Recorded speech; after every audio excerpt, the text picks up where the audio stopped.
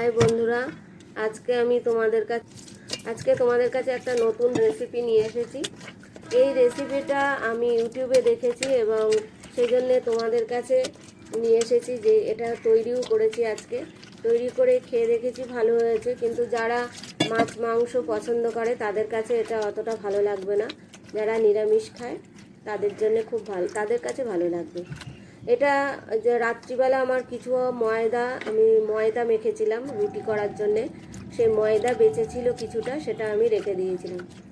দেখতে পাচ্ছ এটা ময়দা, এটা কিন্তু আটা না, ময়দা। এটা ভালো করে জল দিয়ে ভালো কষলে ভালো করে ধুয়ে নিতে হবে। যেরকম জামা কাপড় ধুয়ে নেয় সেরকমভাবে এটা ভালো করে ধুয়ে নিতে হবে। এর থেকে যে সাদা যেটা জলটা বেরোচ্ছে, এই জল যতক্ষণ বেরোনো বন্ধ হবে ততক্ষণ ধুয়ে যেতে হবে। বেরোনো বন্ধ হয়ে গেলে তারপরে এটা রেখে দিতে হবে কিছুক্ষণ ঢেকে, 10-15 মিনিট মতো। দেখো আমার এখনও জল বেরোচ্ছে, সাদা জল। সেই জন্য আমি এখনও কষলে এটা ধুয়ে যাচ্ছি। এটা ধোয়া এবার আর একটু সাদা জল দিয়ে দেখা যাক। এই জলটা দিয়ে বারবার করে জল দিয়ে ধুতে হচ্ছে। এটা বারবার করে জল দিয়ে ধুয়ে নিতে হবে যতক্ষণ না জলটা নর্মাল জল যেরকম হয় সেরকম বার হচ্ছে। এটা ভালো করে ধুলে এর ভেতরে যে সাদা ভাবটা থাকে, ওটা থাকলে কিন্তু এই রেসিপিটা তৈরি করা কঠিন হয়ে পড়বে। এই রেসিপিটা ভালো হবে না, কারণ যে বলগুলো তৈরি হবে সেই বলগুলো শক্ত হয়ে যাবে, যার ফলে এটা খেতে ভালো লাগবে না। সেই জন্য এটা ভালো করে ধুয়ে নিতে হবে, খুব ভালো করে ধুয়ে নিতে হবে। তোমরা যদি বেশি লোকের জন্য করো তাহলে বেশি ময়দা মেখে 2-3 ঘন্টা ঢেকে রেখে দেবে, 3 ঘন্টা মতো ঢেকে রেখে দেবে। এটা আমার রাত্রে করা ছিল, ওই জন্য বেশি ভালো হয়েছে। বেশিক্ষণ যত বেশি ঢেকে রেখে দেবে তত বেশি ভালো হবে এটা।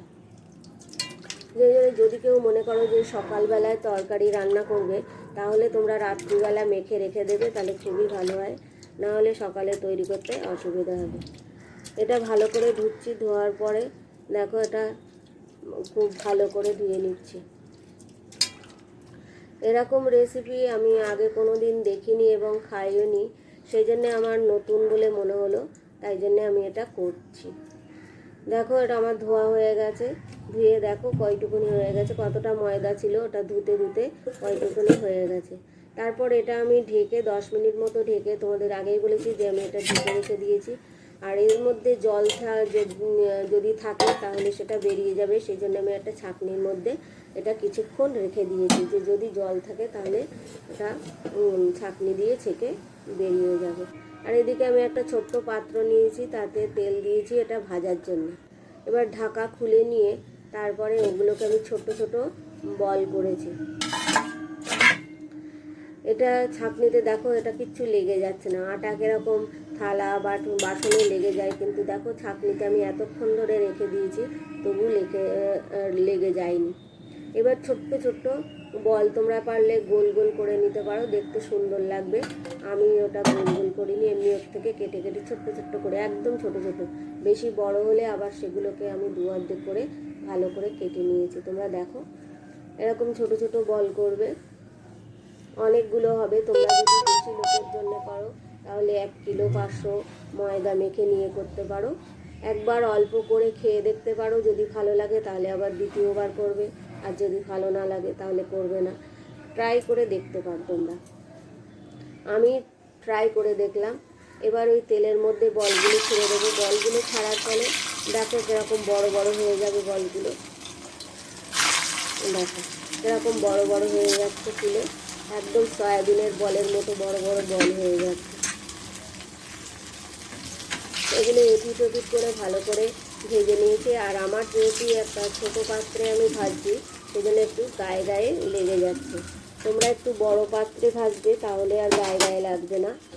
গায়ে গায়ে লেগে গেলে এগুলো আবার ছাড়াতে হয়, না ছাড়ালে হবে না, একসঙ্গে এঁটে যাবে যখন রান্না করবে। সেই জন্য বড় পাত্রে নিয়ে ভাজবে, তাহলে আর গায়ে গায়ে লাগবে না। এরকম আমি অল্প অল্প দিয়ে 2-3 বার ভেজে নিয়েছি। যেহেতু ছোটো পাত্রে ভাজছি ওই জন্য 2-3 বার ভেজেছি, তবুও আমার ওগুলো গায়ে গায়ে লেগে গেছে। আর লেগে যাওয়ার ফলে এগুলো আমি পরে আবার হাত দিয়ে আস্তে আস্তে ছাড়িয়ে নিয়েছি, এমনিই ছেড়ে গেছে, ছিঁড়ে যায়নি কোনো কিছু। এগুলো শুধু আমি খেয়ে দেখিনি, তবে মনে হয় শুধু খেতেও ভালো লাগবে। যদি তোমরা পারো করার সময় শুধু খেয়ে দেখতে পারো, মনে হয় খুবই ভালো লাগবে শুধু খেতে। এই যে এইগুলো দেখো জোড়া লেগে গেছে, তাই জন্য আমি এগুলো আস্তে আস্তে এরকম করে খুলে নিয়েছি। একটা একটা করে খুলে নিয়েছি যাতে না ছিঁড়ে যায়, কোনোটাই কিন্তু ছিঁড়িনি, সব দেখো এরকম খুলে যাচ্ছে। ওই যে খুলে গেছে এগুলো। তারপরে তরকারি করার জন্য একটা কড়াইতে তেল দিয়েছি, দিয়ে আমি জিরে ফোড়ন দিয়েছি। তোমরা পারলে পাঁচফোড়নও দিতে পারো, আমি এতে জিরে ফোড়ন দিয়েছি। আর তার সঙ্গে দিয়েছি গরম মশলা বলতে একটুখানি অল্প দারচিনি, লবঙ্গ আর হচ্ছে এলাচ, এই তিনটে জিনিস দিয়েছি। দিয়ে তার মধ্যে আলু দিয়েছি, ছোট ছোট করে আলু। তোমরা চাইলে এটা আলু ছাড়াও রান্না করতে পারো। আমি এতে আলু দিয়েছি। সবাই তো সমানভাবে খায় না, এক এক রকম করে খায়, কিন্তু রান্নাটা যে করা যায় সেটা দেখানোর জন্য তোমাদেরকে আমি দেখাচ্ছি। না হলে তোমরা মনে করবে যে না এমনি রান্না করা যায় না, এমনি বলেছি, সেজন্য রান্নাও যে করা যায় এটা সেটা দেখাচ্ছি। এবার আলু ছোট ছোট করে কেটে নিয়েছি, কেটে নিয়ে নুন, আর ওর মধ্যে আমি একটা তেজপাতাও দিয়েছি, নুন হলুদ এগুলো দিয়ে আলুটা ভেজে নিয়েছি। খানিকক্ষণ নাড়াচাড়া করার পরে তারপরে এর মধ্যে আমি টমেটো দিয়ে দিয়েছি। টমেটোটা দিয়ে এটা ভাজা ভাজা করে নিয়েছি। চাইলে তোমরা সব মশলা একসঙ্গে পেস্ট করে নিয়েও দিতে পারো, সেটাও ভালো হবে। তারপরে আমি জিরে আর আদা বেটে রেখেছিলাম, সেই জিরে আদা নিরামিষ যেহেতু জিরে আর আদা, তোমরা চাইলে কাজু বাদাম তারপর চারমগজ বাটা এগুলো দিতে পারো, টেস্ট হবে। যত কিছু মশলা দেবে কোনো তরকারি, যে কোনো তরকারিতে যত বেশি মশলা দেবে তত টেস্ট হয়। মশলার উপরেই তরকারি টেস্ট হয়ে যায়, কিন্তু সেটা মাপ অনুযায়ী দিতে হবে। সেই মধ্যে আমার ধনে গুঁড়ো ছিল, ধনে আর বাটা না, ধনেটা গুঁড়ো, আর দিয়ে দিয়েছি একটু শুকনো লঙ্কা গুঁড়ো, আর আমি একটা কাঁচা লঙ্কা কুচি কুচি করে দিয়েছি। যারা ঝাল বেশি খাও, তবে নিরামিষ তরকারিতে বেশি ঝাল দিলে ভালো লাগে না। যারা বেশি ঝাল খায় তারা কাঁচা লঙ্কাও দিতে পারে। শুকনো লঙ্কা দিয়ে এটা ভালো করে আমি কষে দিয়েছি।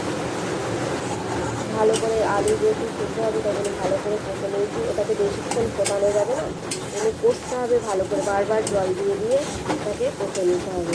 তাহলে এর মধ্যে যে মশলার যে কাঁচা গন্ধ, সেই গন্ধটা চলে যায়,